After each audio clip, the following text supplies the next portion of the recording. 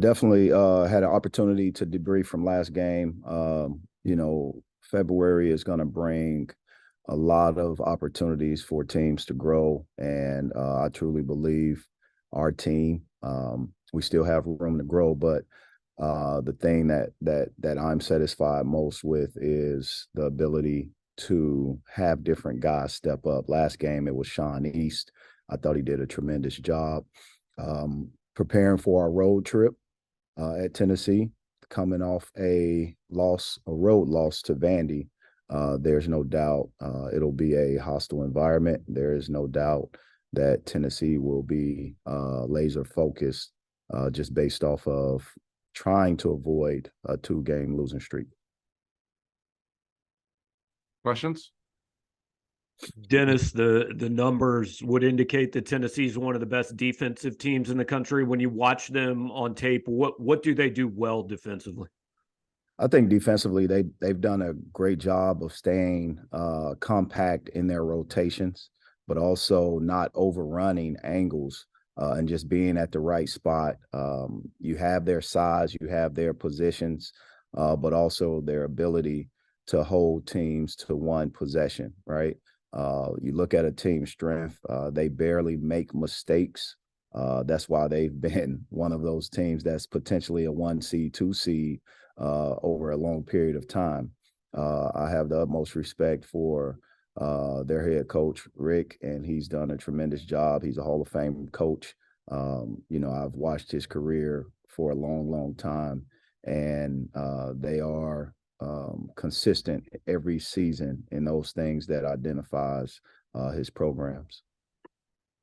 Dennis, I think only one team has shot 40% from three against them. You guys shoot a lot of threes. When you play a team that's that good on the perimeter, do you still have to be who you are? Do you still have to play to your strengths, or you have to be mindful of how good they are against the three?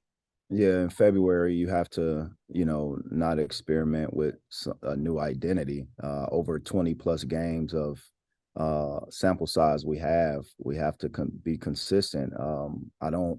Our guys shoot the ball and they don't try to miss shots. Ultimately, you have to credit the defense. You have to sometimes credit the environment and the consistency of our guys. I think when you look at defensive teams like Tennessee, they've done a great job, not just with a small sample size. This is what their identity is, and the matchups gives us a different look as it relates to who we're playing. So we're going to go out and just give our very best.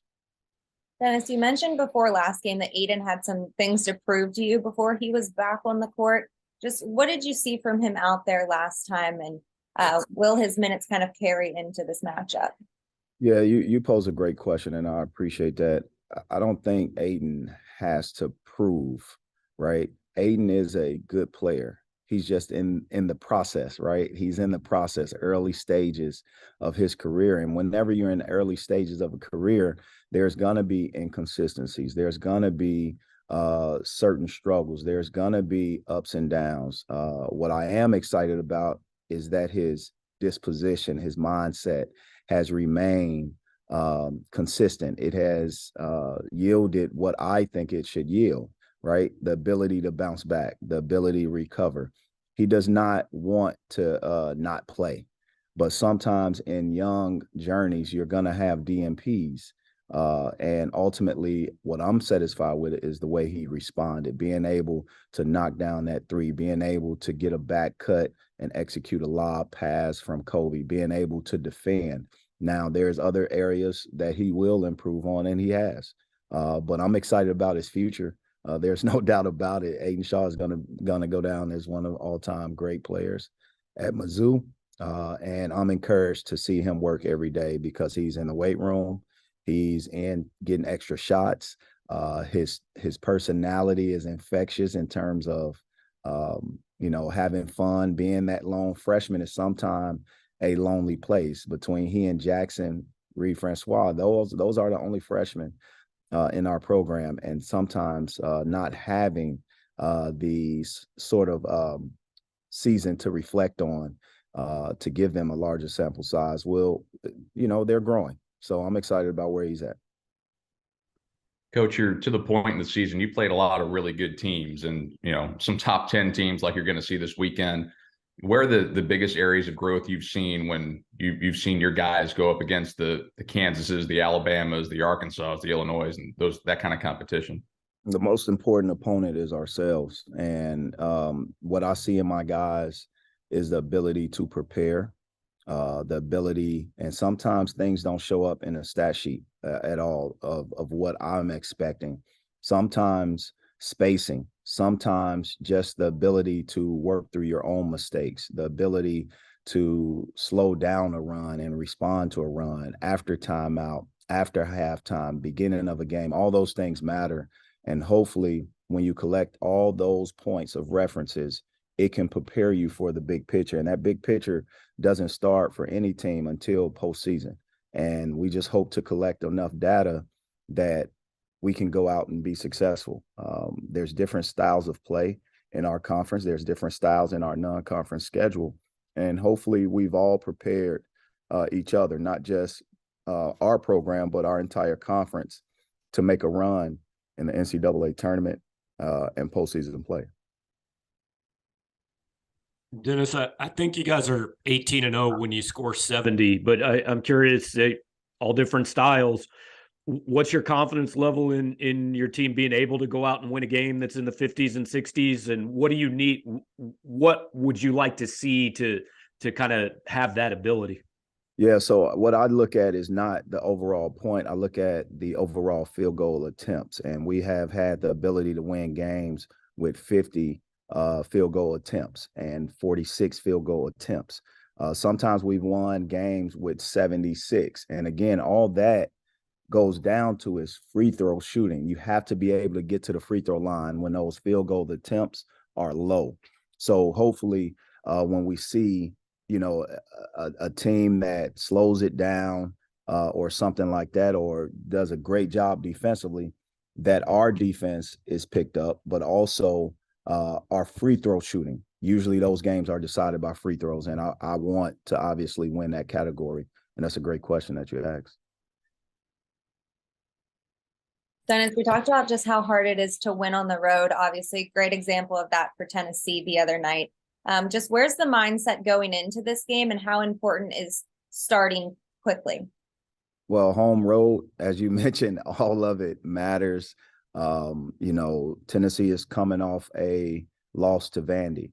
And I knew after we played Vandy and Jerry Stackhouse that they would beat some teams. There is no doubt about it. That team is a very good team. They're probably one of the longest tenured teams when you look at the nucleus of who they are, of being together and playing in game. They have age, they have size, they have shooting ability, and they have a great coach.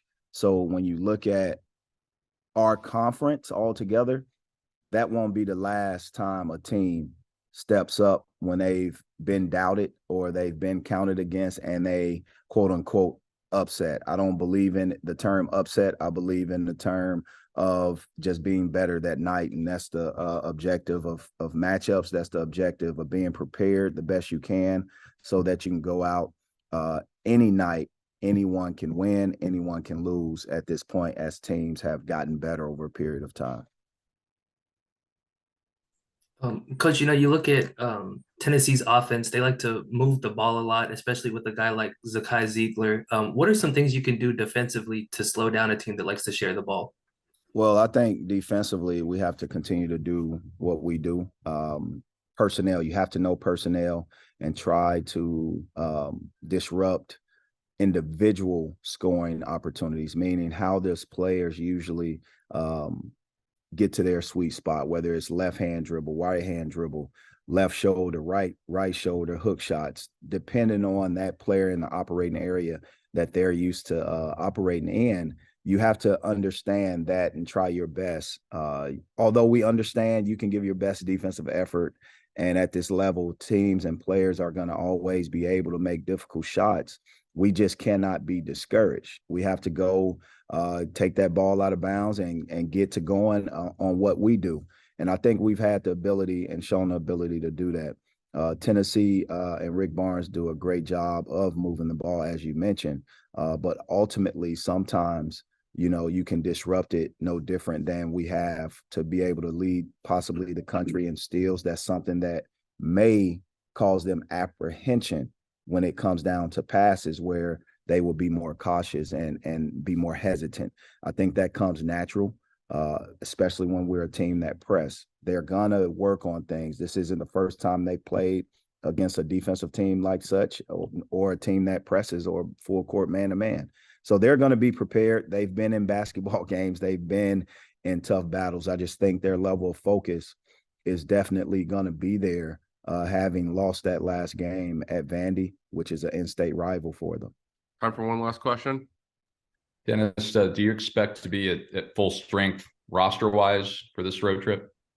Well, in terms of the day-to-day part, that's why I always say what I say. Trago Million has been running tremendously, and he's done that the last week. I'm just making a decision to be as cautious as possible when you're dealing with a growing strain, growing injury. And the same with Ronnie DeGray with his knee sprain. The same thing with Isaiah. Same thing with Kobe. If a kid comes to me and says that, Coach, hey, this is what's going on, I have to make an executive decision with their body to protect them at all costs. And that's what I'll continue to do. So I'm excited about our depth, the ability to have moving parts. I think that's important when you build a team, as we've shown the ability to do that with different scores, different leading scores in different games. So. All right. Thanks, Coach. Thanks, MIZ.